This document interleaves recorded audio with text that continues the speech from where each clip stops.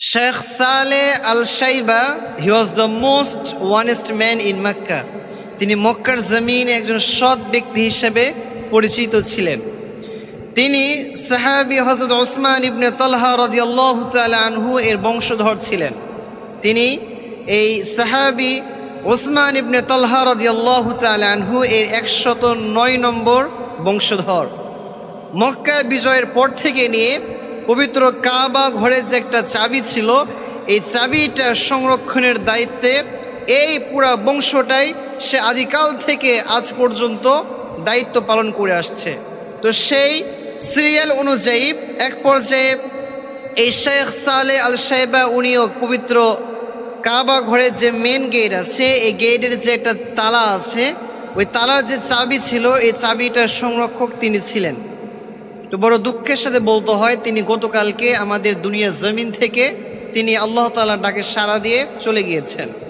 এবং এই বিষয়টা নিয়ে আমাদের বাংলাদেশের ইভেন বর্তমান সময়ে একজন সবচাইতে জনপ্রিয় Islamic scholar doctor Mizanur Rahman Azhari, উনি একটা স্ট্যাটাস দিয়েছেন, যে স্ট্যাটাসের ভিতরে উনি উনার মাগফিরাতের জন্য দোয়া করেছেন। তো আমরাও যারা আছি, আমরাও উনার মাগফিরাতের জন্য দোয়া করি যে আল্লাহ তাআলা যেন উনাকে জান্নাতের উঁচু মাকাম দান করেন। পাশাপাশি আল্লাহ তাআলা উনি যে খেদমত করে গিয়েছেন, পবিত্র কাবা ঘর এটা এমন একটা ঘর যে ঘরের ভিতরে আল্লাহ তাআলা সব ধরনের বাজে কাজকে টোটালি হারাম করে দিয়েছেন। কেউ ওই ঘরের আশপাশে গিয়ে কোনো খারাপ কাজ করতে পারে না, আর স্পর্ধা হয় না ওই জায়গাতে গিয়ে খারাপ কাজ করার।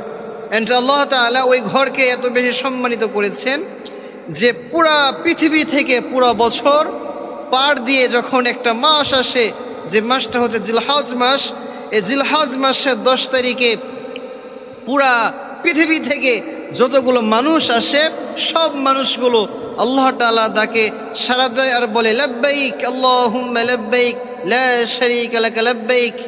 এইরকম বলে বলে তারা আল্লাহ তাআলার ডাকে সাড়া দেয়। এরপরে আল্লাহ তাআলার ডাকে যখন সাড়া দিয়ে তারা বাড়িতে ফিরে আসে, আল্লাহ তাআলা তাদের সব গুনাহগুলো মাফ করে দেন। সুবহানাল্লাহ পড়েন।